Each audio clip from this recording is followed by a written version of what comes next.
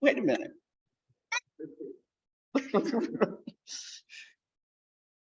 Tell me when to start. Go ahead. Okay. Thank you.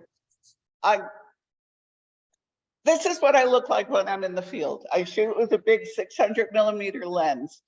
I always use a tripod. I shoot raw. I don't shoot JPEGs. I never shoot on program. I always shoot on manual. I'm a bird photographer, which is a different beast than being a birder. We're kind of cousins, I guess you could say. I know what to do when you see a bird that's predominantly black with a little bit of white, that all of a sudden turns into a bird that's white with a little bit of black. The camera does not adjust to that the way your eye does, and you have to manually do things to your camera. Okay, so we're going to Iceland. Iceland it's a big volcanic rock, and people still believe in elves there. And you can believe it when you're sort of walking around and being in Iceland.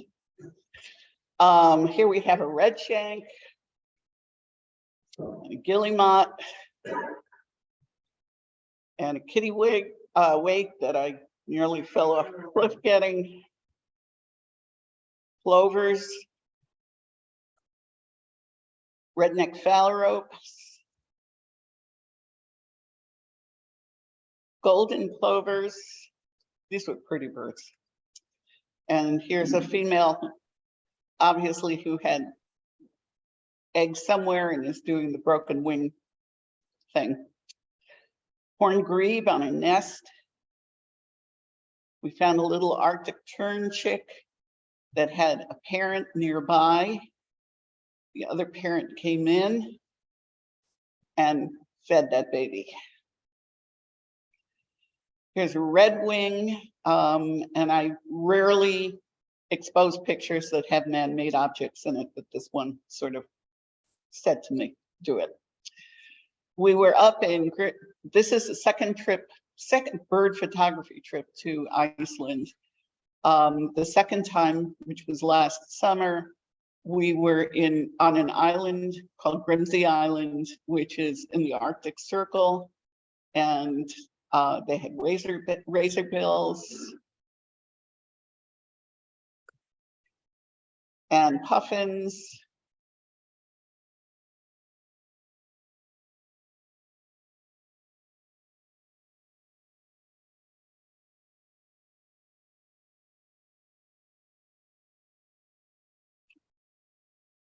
These birds were so close that on that first trip, they would have walked on your feet if you let them. They were not afraid of people at all. They should have been, because they eat them there. This one has a butterfish as well as sandhills. I actually went hoping that I was going to get pictures of puffins with fish in their mouths. And then when I got there, I said, wait a minute, this is all over the place. This is not a challenge. This is a red-throated diver, which I think we would call a red-throated loon. They're beautiful birds.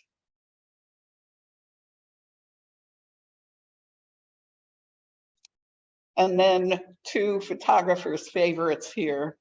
I love this picture. I love the way I don't know if you're going to pick this up. I love the way this white line leads into the line across the eye, and with just a tiny bit of yellow at where the fish end. Eyes. Oh, there's many fish. It's a whole bunch. And this is also one of my favorite pictures. And I think the reason I like it so much is I love the quality of the colors in over here against the black and white, the sort of bold colors of the puffin. I just really fond of that picture. Okay, so let's go to Texas. I was at Alamo, Texas, which is not the Alamo, and Laguna Seca Ranch, and these are both in the Rio Grande Valley. So if you're looking at a map of Texas, we're down over here. We flew into McAllen. Well, we drove the second time. I've been there more than once. But for all practical purposes, you're in Mexico. Yeah, it's a strange place. Okay, so we've got an Altamira oriole, brown thrasher. Now, usually, you know, when you are taking pictures of birds, what you end up getting is you get a bird and a lot of twigs. Because these birds are not stupid. They're not going to come out in the open where there are predators if they don't have to. And the trick is really getting them on the perches where you are going to take a picture. You're going to control for your backgrounds. You're going to control your perch to put something interesting there. And the way you do that, I think there was one man on a trip that I was once on, and he said it's all about sex and real estate. And I would add that it's about gourmet food as well. If you get these birds when they're breeding, the males will protect their territory. And that's their real estate. And if you can encourage the males to come to the females, then you can get them to come in. If you provide food, they're not stupid. You know, I mean, it's the same as your backyard feeder. They'll come. The cardinals seem to be all over the country. They seem to flourish everywhere. This is a clay-colored thrush. This one, actually, I sort of did a little Photoshop on this because there was another bird that was trying to come in over here, and I cloned that bird out. And I'm not sure that this is a clay-colored thrush. I think the light, because if you look over here, you've got a much more buff breast. But I can't figure out what else it would be, and it's on the same perch. So I think either it was another individual that was darker, or else the light had changed. It is, okay. Okay, and then you have your moorhens, which are now called common gallinues, which really confuses me completely because I get them mixed up with coots. And the way I remembered it is the moorhen has more color because it has the red beak, and now I can't remember it that way. And they're really awful birds to take pictures of, but the background was so gorgeous that it worked. And then you get your phoebes, and they're adorable.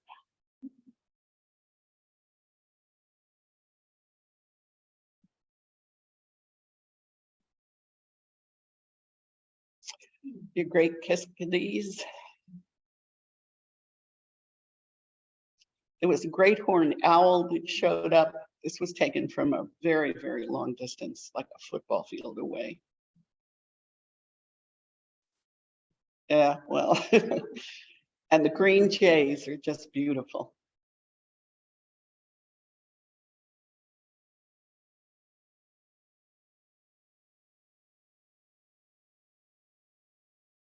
Now, getting them in flight is kind of there's a whole trick to set that up, and it's not that difficult. When we were down in that part of Texas, we ended up at a raptor day or two.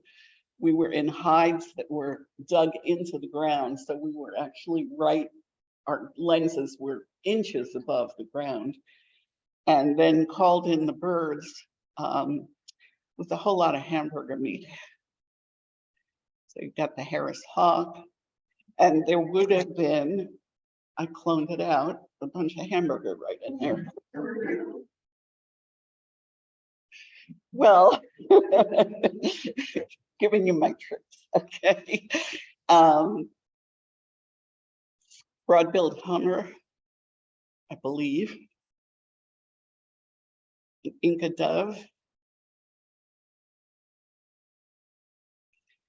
And then some immature indigo buntings that were in the process of changing. We'll see more of those later. And a least grebe is only found that far south. A Lincoln sparrow, yellow-rumped warbler. Correct me if I'm wrong on any of these. This one I had a hard time with. I think it's a palm warbler, non-breeding. Orange-crowned warbler. Somebody please tell me where the orange crown is. Paraluxias.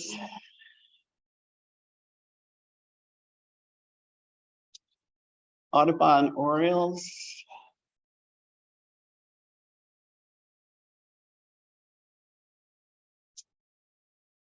Bobwhites. And then we had a lot of caracaras. Again, they were very interested in hamburger.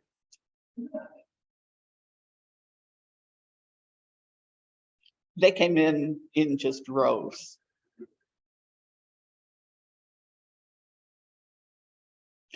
Now they have this very interesting breeding behavior. I'm not sure what is sexy about this, but that's very sexy.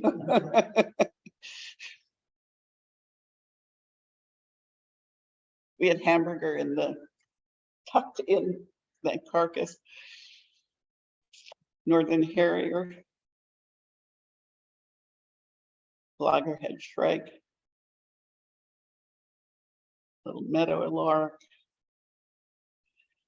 And the roadrunners is kind of fun because when they're really ready to breed, that the orange and the white become very distinct.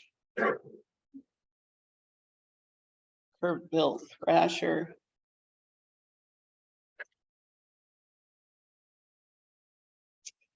Black-crested titmouse.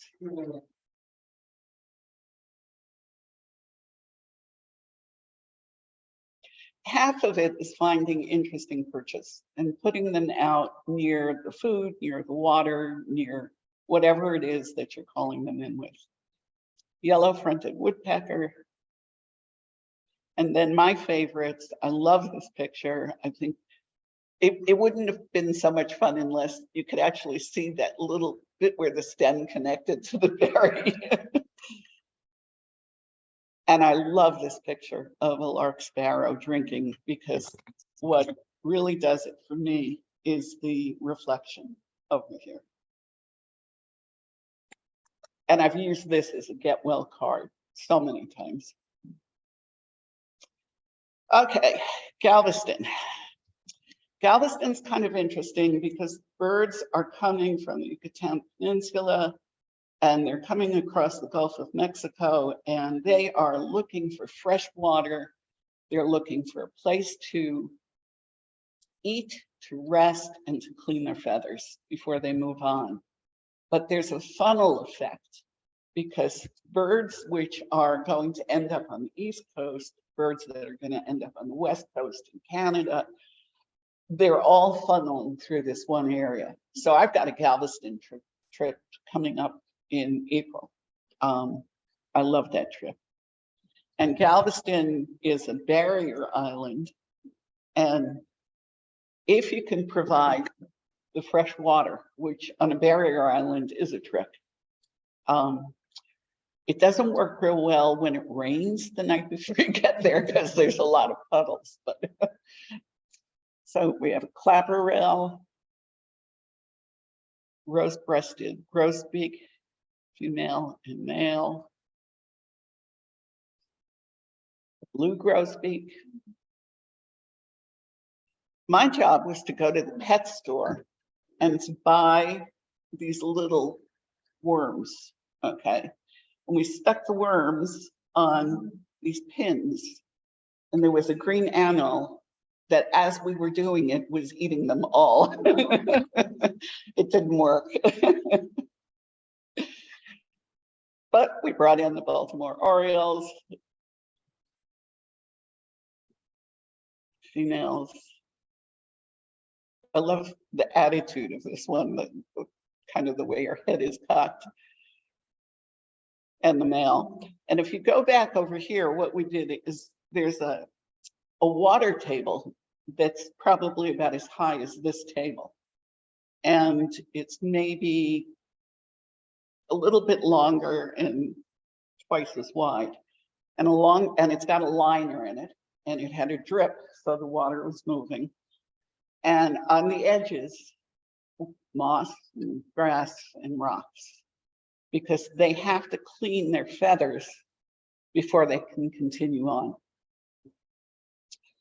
So we've got the Baltimore Orioles. And then we have this little warbler, a hooded warbler, taking a bath. Oh, that's cold. I think I'll get my ears, that side of my head. Think about it a little, go back in more.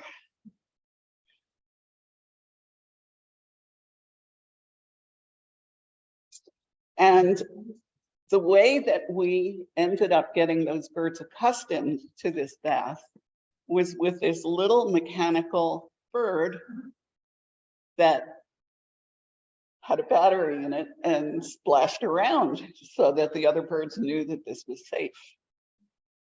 And you can see the edge of the water table over here.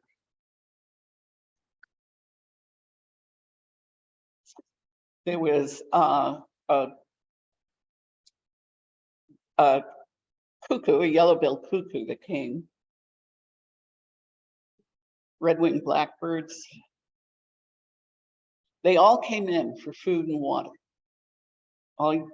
We had several water tables, one set up for the morning shoot, one for the afternoon shoot, the angles of the sun, painted bunting,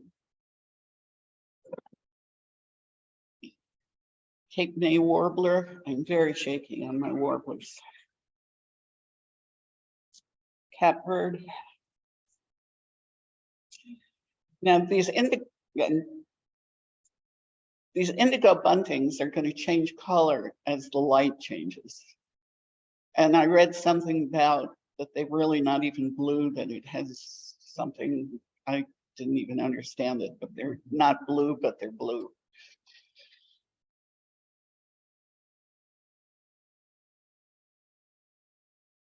Killdeer sitting on eggs. Mockingbird. American redstart, the male and the female. Scarlet tanager. Now this is an example of a bird that's sort of hiding in the bushes. And if it had been twiggy, there wouldn't have been a picture there. But because there was so much green there, this worked. Because this bird was not on a perch that we set up. Seaside sparrow. Snowy. I love them. It's like they have PMS all the time. American avocet. Now when I took these pictures of the avocets, there must have been 150 avocets there. And the real trick is to isolate one or two of them on the edge of things. An oyster catcher, we provided the fish. They came. A laughing gull. Summer tanager. These I think are juvies.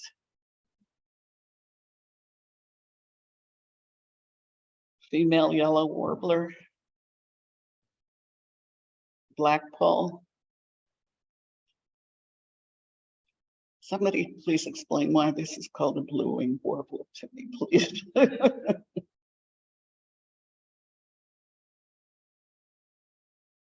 Chestnut-sided.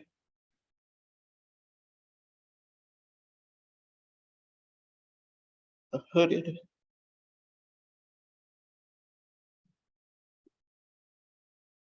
and the female hooded. The magnolia. Oh, what is it? What? Yellow. Okay. Got it.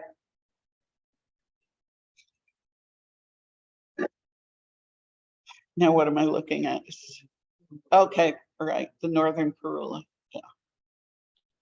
Tennessee. Female. And the yellow. Now that bird is just sitting on a perch, right? It's waiting to go into that pool.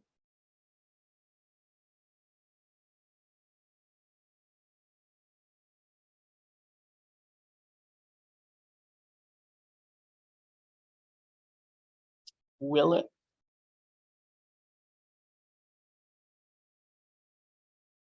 And then that's got to be my favorite picture from Galveston. Okay, let's go to Scotland. So we went to Bass Rock, which if you read about Bass Rock, it says it's the largest breeding colony of gannets in the world. However, I've read that about a couple of other places that also claim to be the largest breeding colony.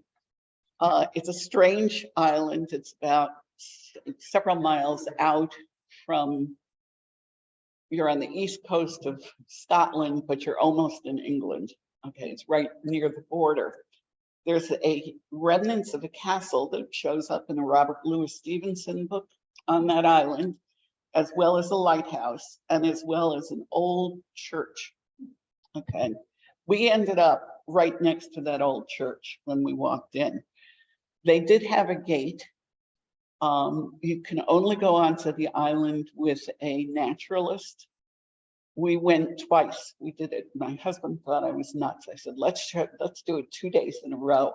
The first day we did it, it was cold and windy, and I didn't use a single picture from that time. The second day, it was sunny and warm, and all the pictures came from that day. And I thought to myself, how will I ever get here again in my life? Let's go twice. Yeah. So that's kind of a close-up of that area.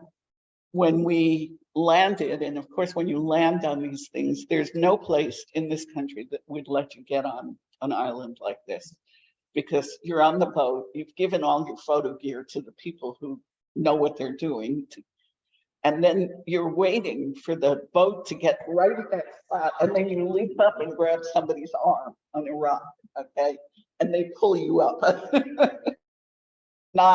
It's not a dock in the way anybody would know. And when you get up there, there's a garbage can filled with motorcycle helmets, so that you could put them on, so that if the birds attack you, your head is covered, which we didn't use, and it turned out we didn't need them. But, so this is the boat that we came on. And the gannets are amazing.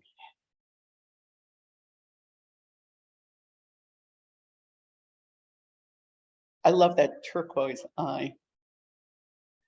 And they are so incredibly affectionate with one another. They spend most of the time being affectionate with one another and looking out at the other birds flying around. They have a nest, which is pathetic. It's like a twig or a piece of seaweed. The juvies, who are not breeding, spend the whole time riding the thermals.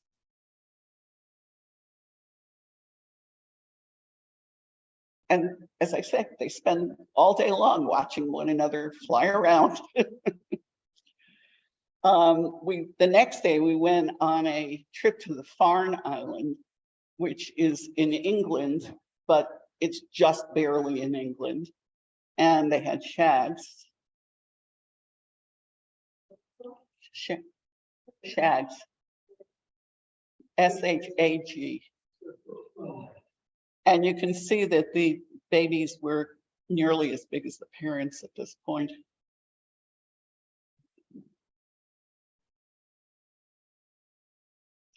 But this has got to be one of my favorites from that trip. And the other favorite is this one. And there's something about, I guess, the way the turquoise or the blue in the eye and the blue in the sky mimic one another, but I'm really fond of that picture. Okay, South Florida. If anybody wants to do birds, that's a place to go. Merritt Island, Vieira Wetlands, Waxahachie Wetlands, Green Cay, Blue Cypress Lake, St. Augustine. It's wonderful. I took it seriously with alligators, fire ants, and snake habitats. I stayed on the path because the gators are pretty big.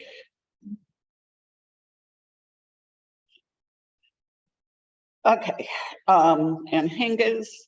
And the anhingas are kind of funny because the turquoise eye that you get is a function of the camera being at the right angle and the sun being at the right angle. And if it's not, you don't get both of those things. It's just a brown eye.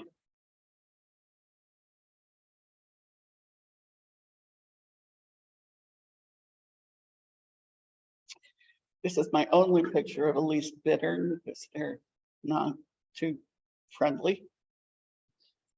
And the American bittern was a little bit more in the open.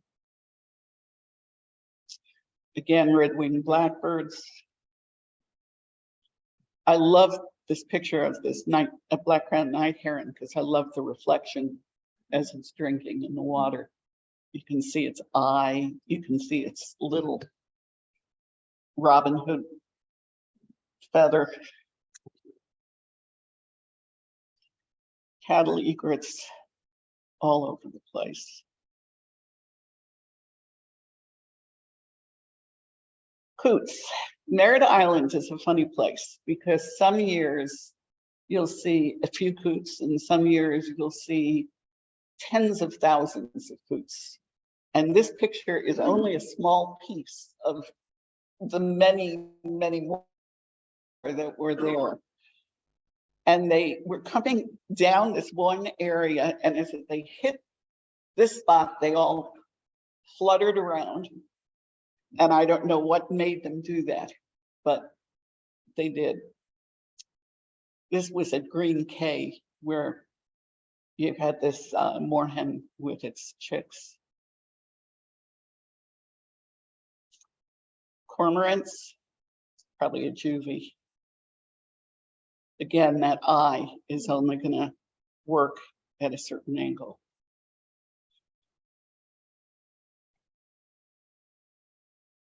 Whistling ducks. Purple gallinule, again, a real tough bird to get a picture of. Pintail ducks. And great blue herons, and I am reincarnated. I want to come back as a great blue heron. These two pictures were taken at a very long distance as night was falling, and in this one, the bird is just reaching down to get the fish, and then it walked away with it. And again, this bird was a football field away. This was on a real misty morning.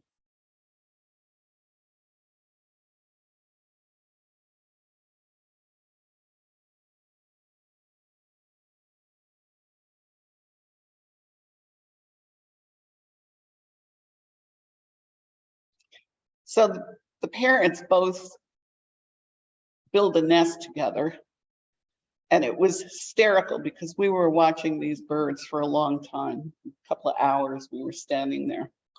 And the male would fly off and he'd come back and bring in a stick. And the two of them would jointly weave it together into the nest. And as soon as the male flew off to get another stick, the female would pull that stick out of the nest and put it in somewhere else. We were hysterical. I mean, every time the bird flew off, the female would do that. It was like, yes, we'll put the couch over here, but no, it's better over here.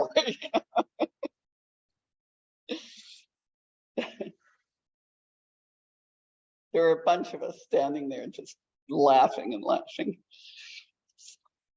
Ducks on a log. This was actually the very first flight picture I had ever taken. I read an article on how to take flight pictures, and it worked.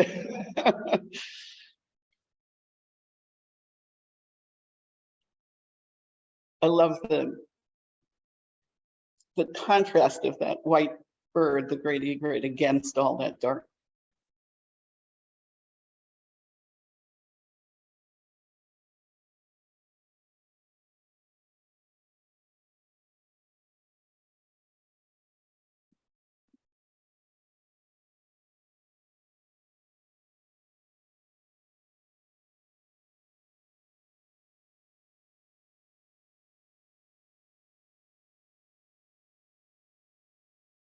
Now notice that when the birds are breeding, this green is a vibrant green, but she's already got chicks.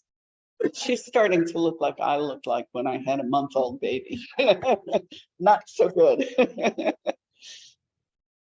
I gave this to the woman who cuts my hair, and I wrote on top of it, "A bad hair day." She's got it in a mirror.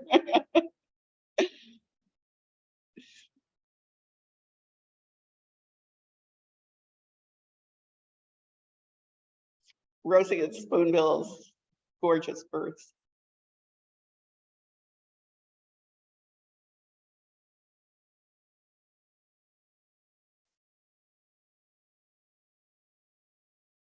Now this one's immature. You can see this is a banded bird, but it doesn't have the dark feathers. It doesn't have any of the markings on the head.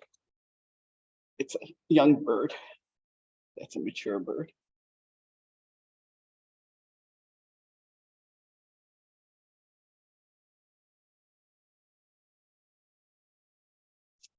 Okay, little green herons.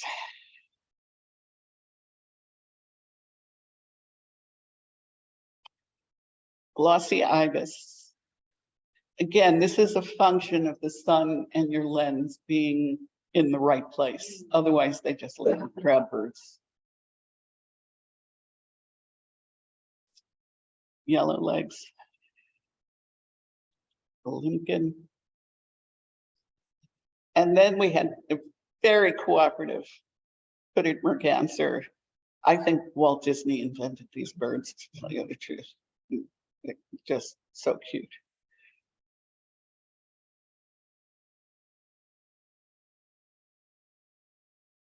And the female. And that picture wouldn't have been worth taking without the background, because they're just not that showy.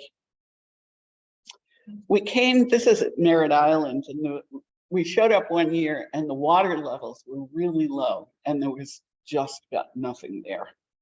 And we came upon this group of birds and got out of the car and just started taking pictures.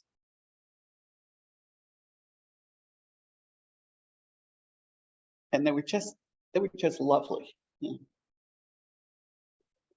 Yeah, these are snowies. The others were greats. Okay, Blue Cypress Lake it's an osprey rookery. I don't know if anybody's been there. And there's this old guy who takes you out on a catamaran with no roof on it if you're photographers. And he gets you really up close with the birds.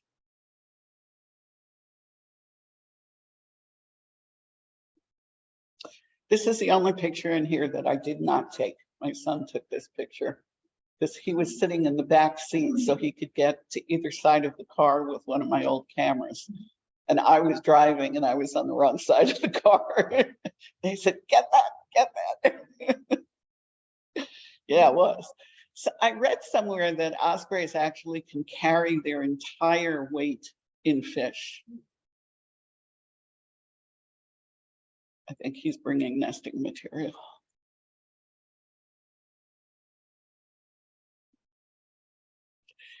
it was interesting. The males fly off to get the fish and they eat the head and they bring the rest of the fish back. And they're the ones expending the calories at that point to hunt.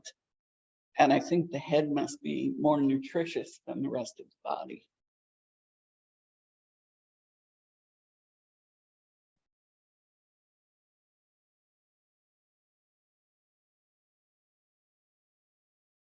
These were having a little territorial fight. Found a barn owl and American white pelicans. Again, isolating these. Yeah, I mean, if you could isolate a group that small, you were lucky. Just rafts of birds. Brown pelicans. Reddish egrets.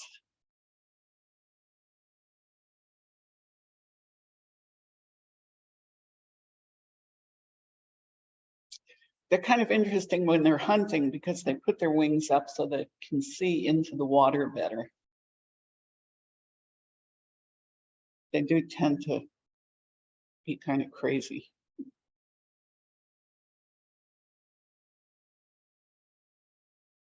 Skimmers.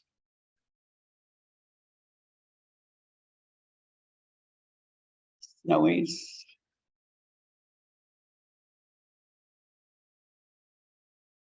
Again, putting your head back is very sexy.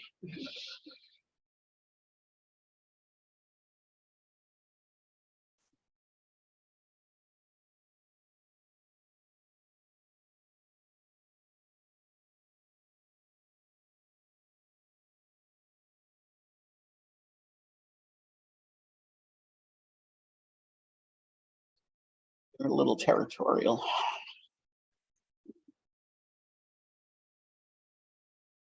This was an unusual picture that I didn't take on purpose. I was taking a picture of this bird perched on the log, and all of a sudden it dove for fish. And I only wish that I had been focusing on the neck, but clearly the camera was focused more on the feet. But I've had a number of people look at that and say, that is an unusual picture, keep it.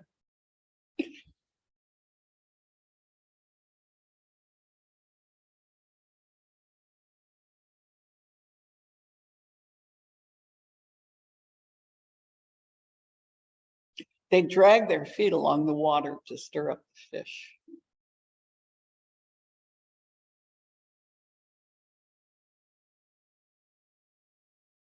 Tries.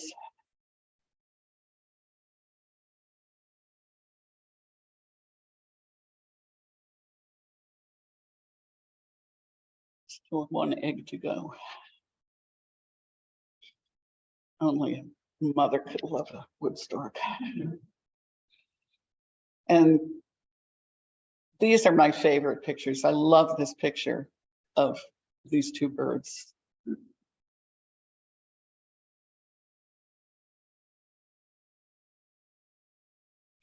I took this picture at the alligator farm and I had a short lens on and I was about as far from that nest as I am from the projector.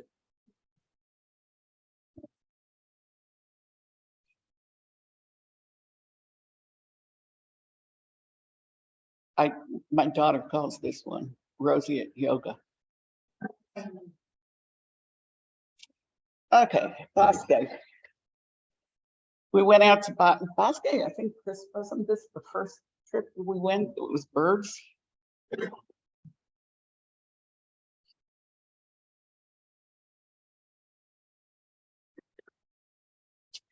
You've got the snow geese blast off in the morning as the sun comes up over the hills. And in the afternoon, the snow geese are going down for corn. So what you're looking at here, this is a mountain in the background. This is a cloud in the background.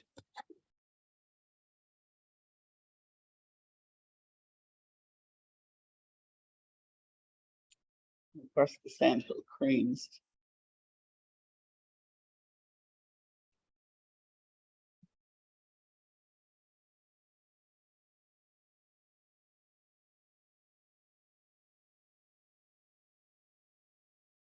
Okay, Arizona, Green Valley.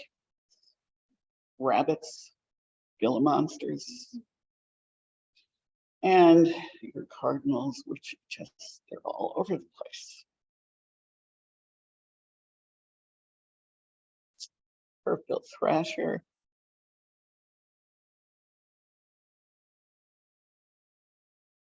White-winged doves.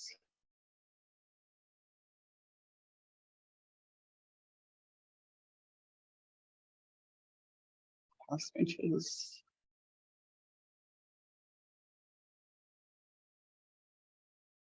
Arizona woodpeckers.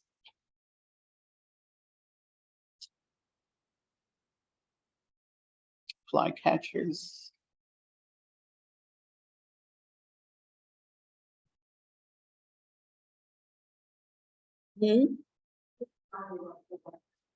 Oh. Lesser goldfinch, male and female. Black-headed grosbeak. Magnificent hummer. If you look really, really carefully, its tongue's sticking out.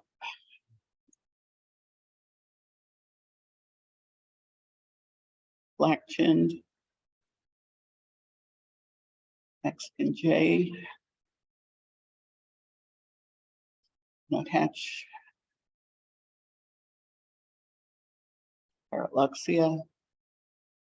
Campbell's quail.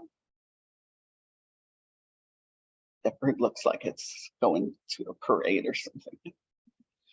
A rufous-winged sparrow, I think. Am I right?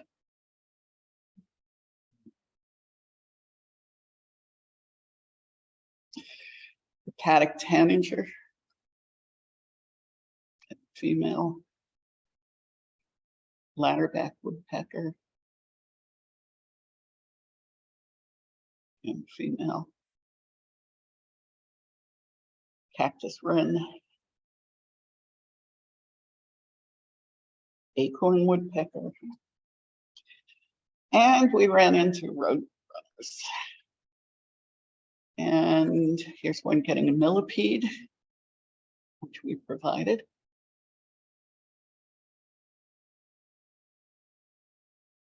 Now, you notice rattlesnake over here. And that road runner is going to win. Now, it's interesting because as a photographer, I know that when you look at a picture, the first thing that you look at is the lightest part of the picture. Your eye is immediately drawn to the lightest part. Well, where's the lightest part? The lightest part of this bird is on the distal end of the wings. So this poor snake is not going over here, it's going over there.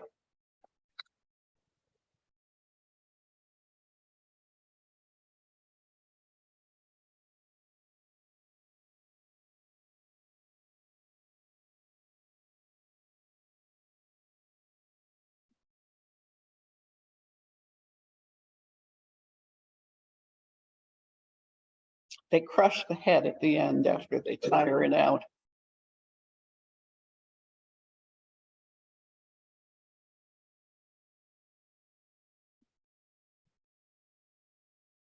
And here he's walking away with dinner. That's why I was glad I had a 600mm lens. Turkeys. Western screech owl. And we set up for bats at night that came in to drink.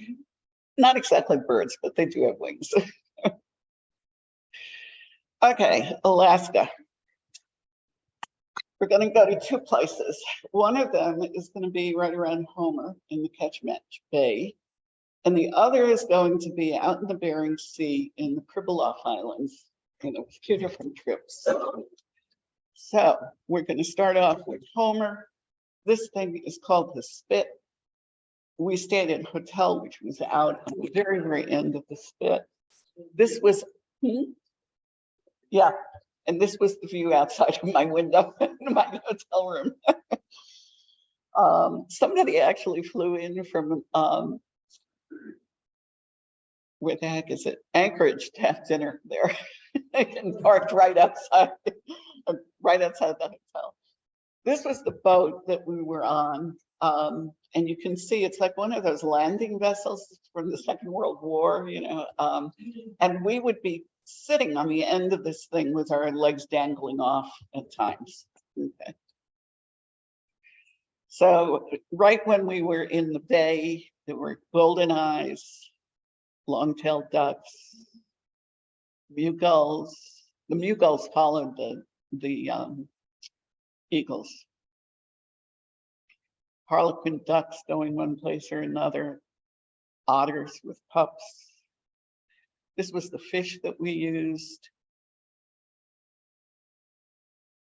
And you can see we weren't in water that was very deep. Do you know that person? No, his name's Warren. Yep, he was on my trip. I did not stand in the water being all of 5 feet. Okay, this is an immature or a juvie. And the sort of turquoise is a response of the water, the reflection of the water. We're going to see a lot of eagles. The eagles were amazing because you would be out on the water in this boat, and all of these are handheld shots, by the way, but you'd be out on the water in this boat and there'd be nothing. And the first fish would get thrown in the water, and I timed it with my watch, 20 seconds for about 75 eagles to show up.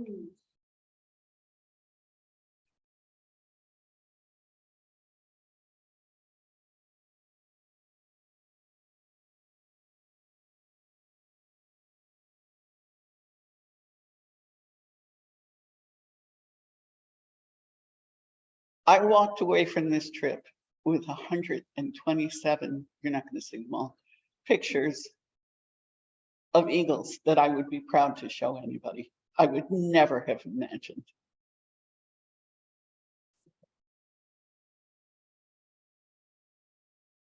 We were getting silly. Let's see if we could get 1 foot in the water instead of 2 feet. Then we decided to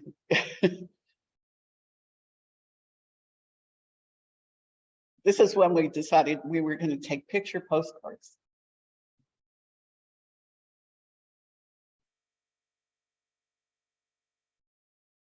Then we decided we wanted to splash.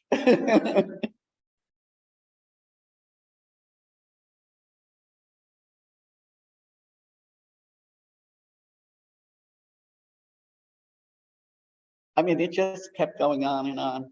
Then we went up into the hills, and here we found red poles, gray jays, pine siskins, boreal chickadees.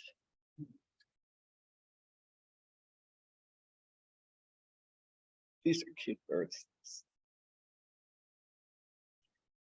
That's not, the picture's not upside down, the bird was. Pine grosbeak, females.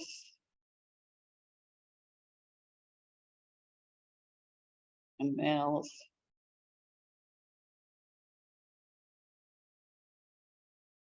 And then more eagles. Oh my gosh, eagles all over the place.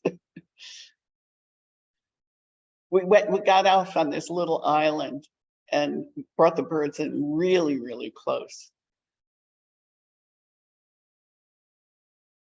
This was some natives who were hunting seals. They're the only ones that are allowed to. And we couldn't resist. The moon was in just the right place for this. But this is how close we got to the birds. These 2 guys were trying to figure out, they were putting pointing. This was a remote something or other, and they wanted to see whether they could put it there. And as they went to go put it out, the birds came right into them.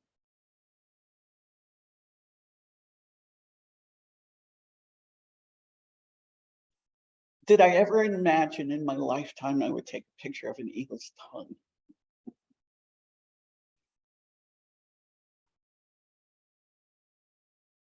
or an eagle with indigestion.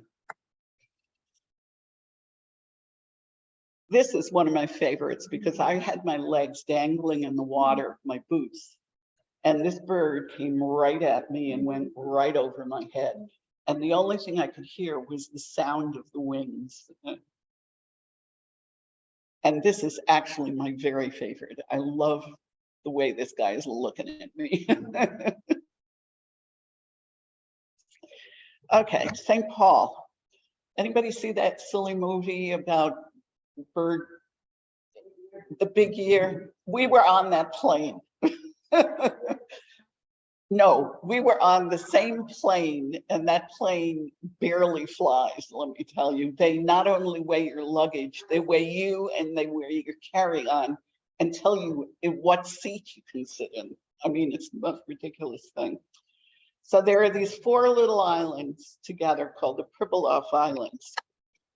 And they're known mostly because 80% of the fur seals in the world breed on these islands.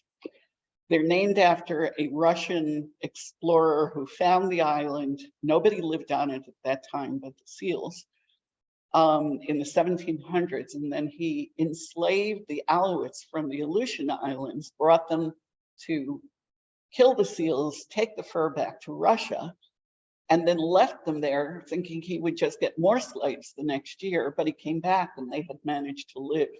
And it turns out there are more Alouettes that live on St. Paul Island than even in the Aleutian Islands at this point. It's absolutely amazing. It is closer to Russia than it is to the United States. These people are counting seals for the government, and these people are protecting the guy up on the top of this construction by keeping the seals away. And I understand one of the guys fell off and the seals killed him. Okay, they're big. They have an Arctic fox, 2 different colors, least auklets,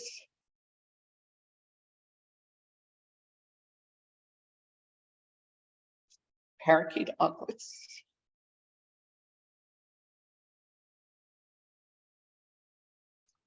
snow buntings,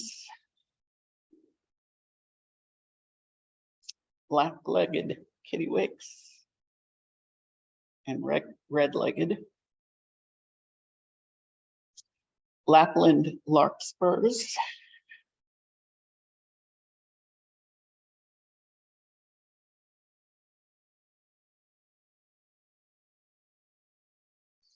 horned puffins. You can see the horn nicely in the picture, and in that one as well. Tufted puffins.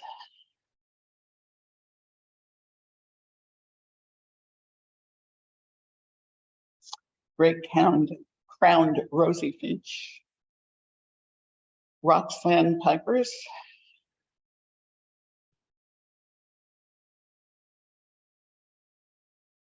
Ruddy turnstones. Pacific wrens.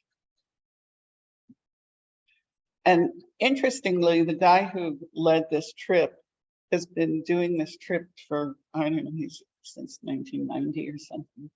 He said that there's about, at this point, 10% of the birds that were there when he started. It's dropped off that dramatically.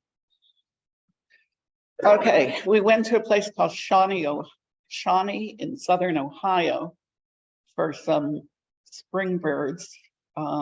Carolina chickadee, worm-eating warbler, towhee, prairie warblers, singing their hearts out, a jugie, northern parula, a water thrush,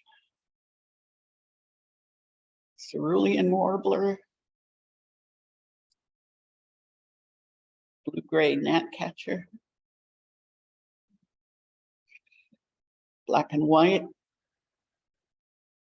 This picture I have on my phone is my home page on my phone. I just love it. black-throated green warbler. And I'm going on another trip with him as well this spring. And then Lac Lejeune in Canada. We're getting to the end, folks. Okay. If you look at where Kamloops is high desert. And where we were was a place called Lac Lejeune, which was about 15 miles from Kamloops. But it wasn't high desert. It was a lake with lots and lots of trees. And we would get out on the water at about 4 o'clock in the morning.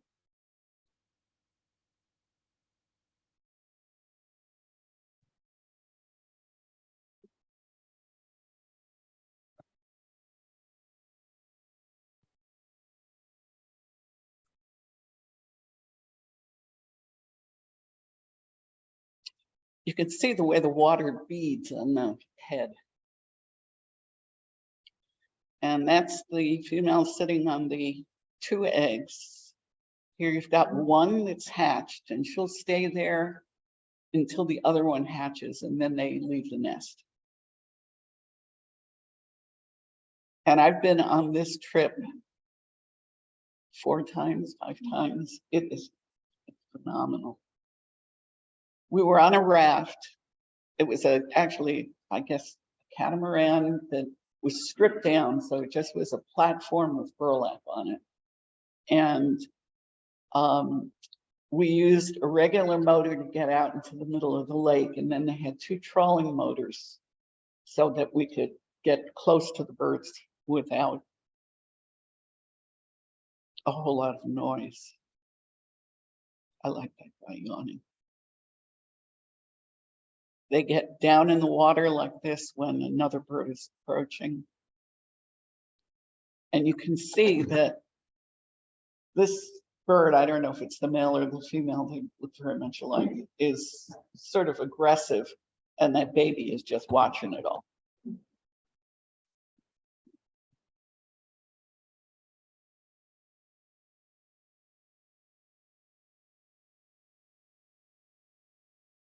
There's a baby tucked in the wing right over there.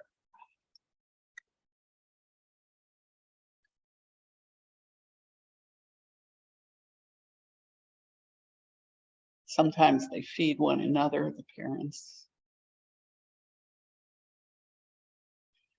But if you look at that, I mean, not only has the parent given that chick the food, it's watching to make sure that it gets it. They're very, very attentive.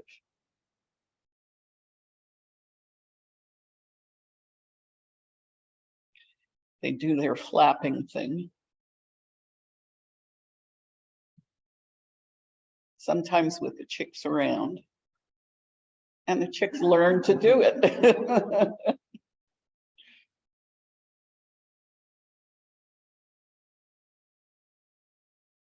This one's got its foot up.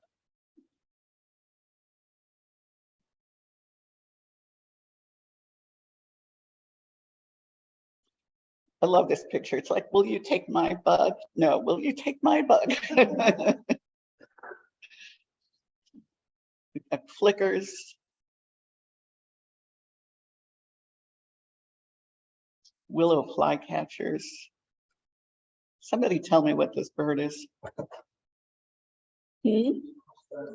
A what? That's it? Oh. Okay. Okay. Coots, there were coots there with babies, you know, for such a black and white bird. Look at the color in that chick.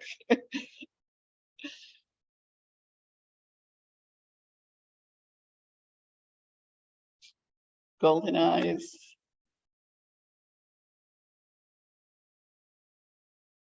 Scalp. Horn grebes. Red-headed duck. Sora. This was kind of a tough one to get. yellow-crowned kinglet, downies, yellow warbler, marsh wren, and this one is actually just taking nesting material. This one's just singing its heart out. Western tanager, red-naped sapsuckers, Swainson's thrush, common yellowthroat, tree swallows. Now, this setup, this is how we got snipes and soras and things like that to come out. There is styrofoam underneath this. And then there's built up natural material on top of it. It's sitting on a bamboo pole that's stuck in the mud. And then we simply called them in.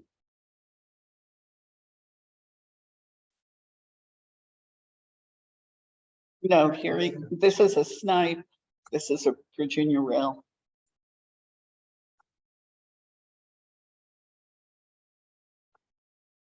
This is Virginia rail. Dark-eyed junco. I have this in here just because you've got both male and female cowbirds in there. Just kind of fun. Pine siskin. Now this is great gray. We spent a lot of time with these birds.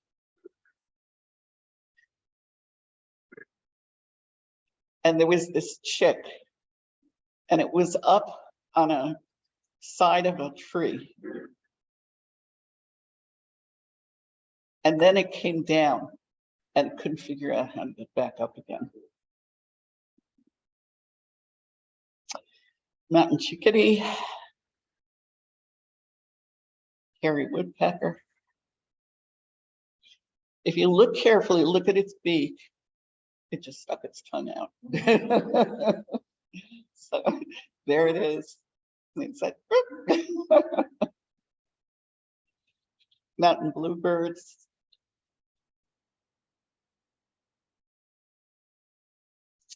Black, female blackbird. Redwing, yeah. I have used this as a get well card. Everybody thinks that bird has flowers, and I have no, it's got a moth, you know.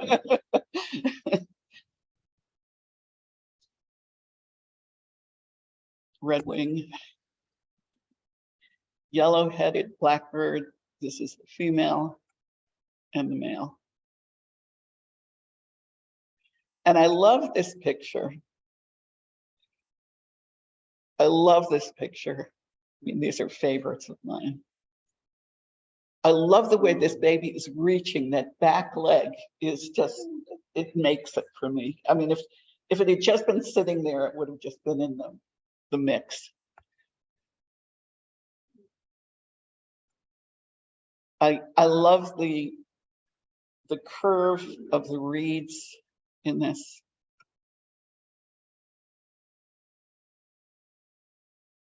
Those two pictures took about an hour to get.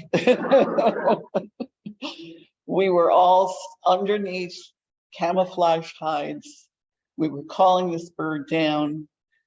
We had this thing, we knew it would go for the berries. It come down, took about, I don't know how long, and a car came by and the whole thing flew away, came back. I mean, I love the reflection of in the water on this one. I love the position of the legs of the chick in this. Okay, and close to home, I don't take too many pictures, believe it or not. This one was at Wissahickon. This is my backyard. Backyard on a snowy day. On another snowy day.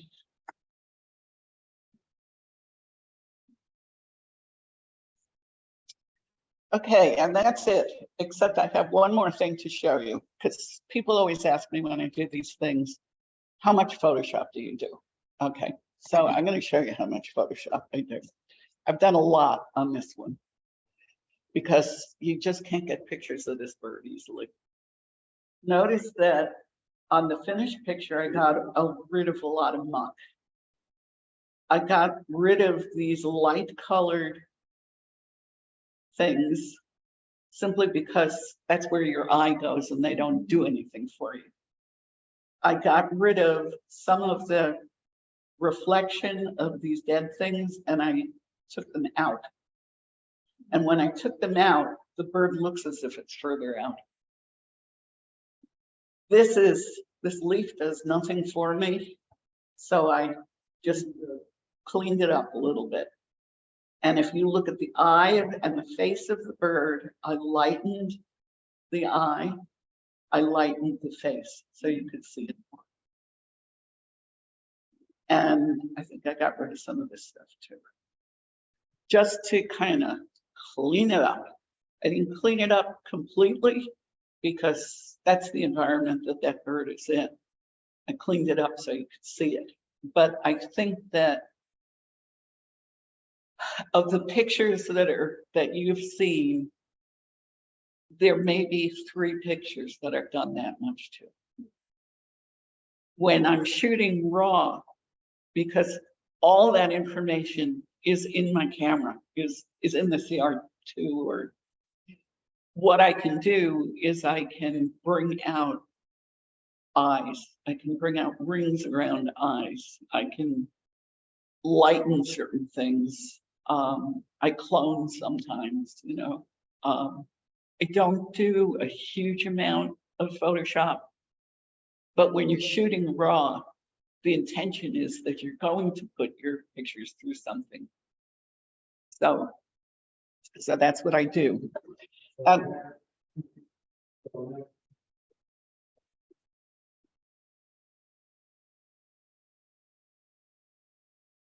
even 10.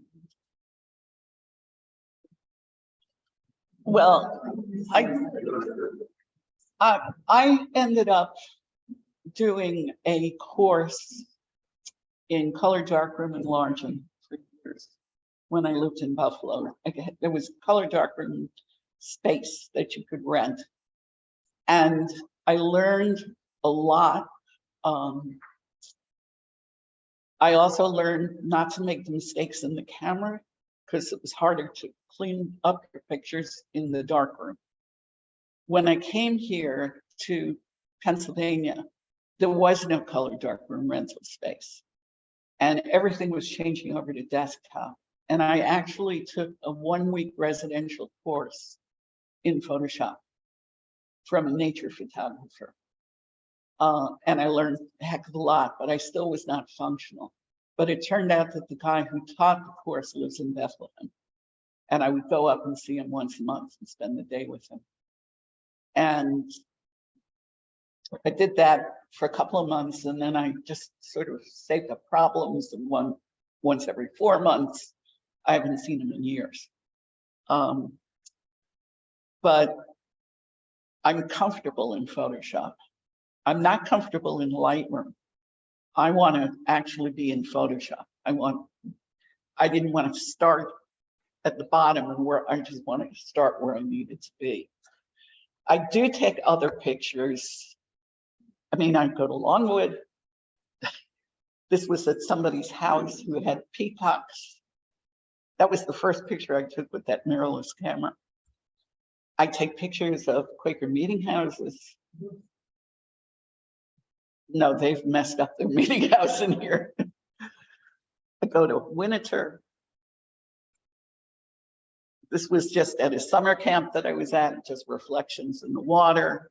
You know, I do other things as well, but I'm sort of fixated on birds, and I'm not sure why. So